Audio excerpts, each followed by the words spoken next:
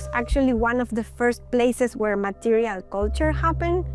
So there is this very ancient relationship of humans and clay that have accompanied us for many, many years now.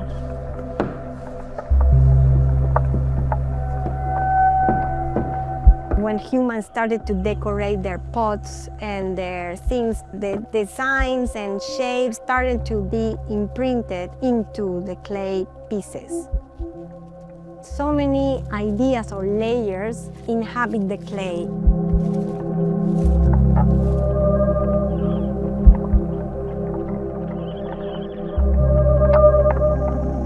Myths for me are very important because they are ways of understanding the world. I think that many cultures have, through observation, reached certain conclusions, and then that knowledge is passed from one generation to the next as a story.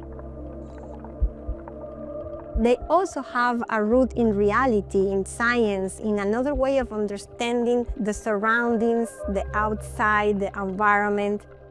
A lot of the ideas and myths and stories that I use come from Venezuela, from my own background, also growing up as a daughter of artists, surrounded by these super biodiverse environments that really inform still the work that I do.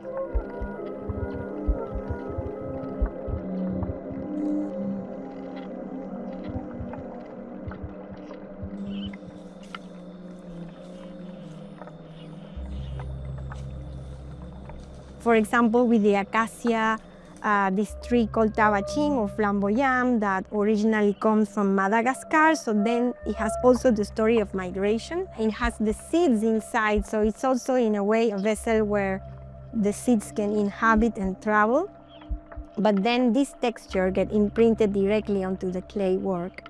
And the idea is that each one of these seres vegetales, vegetal beings, have almost like the spirit of each plant.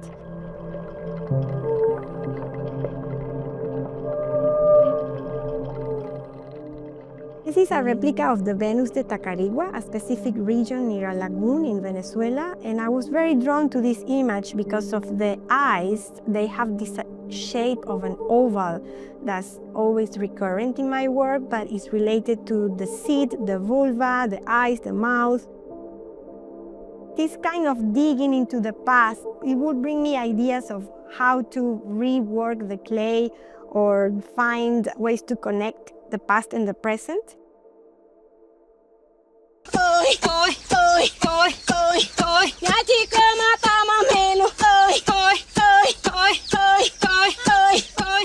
Yeah, in Venezuela, the labor songs have been there for a long time, and the process of preparing the corn was a long one. So there was these moments of intimacy where these two women were sharing time, like applying the force into this meal to create the corn dough.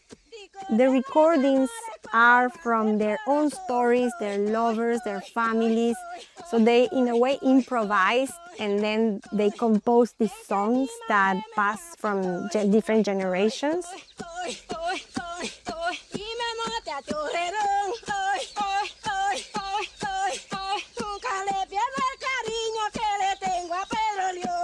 It's important to me as well, this image, because it was taken in Margarita Island, where my family lived for a long time. It was a place that I visited and I lived for many years. And in that island, there is also a community of potters where I have been working with them as well, called El Cercado.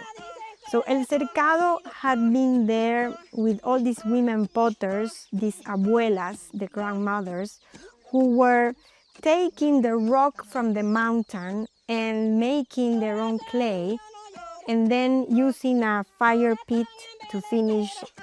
And now the new generation of potter is made of young men who have learned from their grandmother, also the aunts. It's a community effort.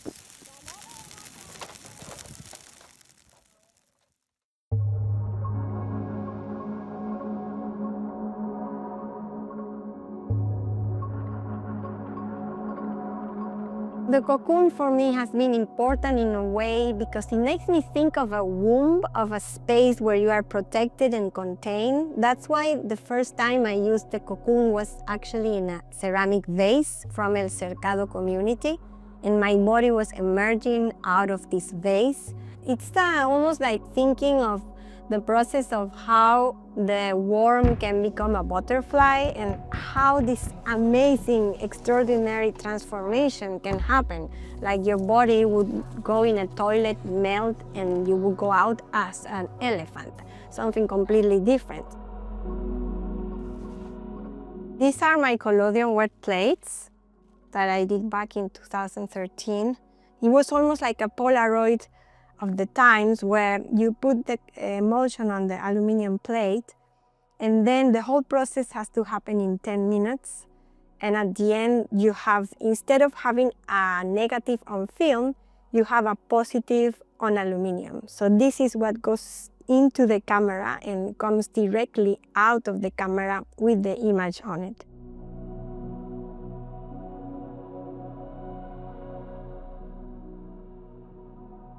It's almost like a still life where I would carefully choose the plants like the palm, the fern, this is a fungi, and then the fabric will become like a place for worship. It's both pagan and sacred at the same time. So the fabrics were sourced from the Brixton market. I have been living in the area for more than 15 years. Of course, they are well known as African fabrics. And in my personal story, it's a bit of a journey that some of my ancestors came from Trinidad to Venezuela, and then I did Caracas to Brixton, which is the heart of all of these West Indies and different communities that nowadays also include Latin American people that have been coming to the area. So I think the work is a capsule of all this multicultural place where we share many things. Nothing in nature can work solely. It has to be part of a system.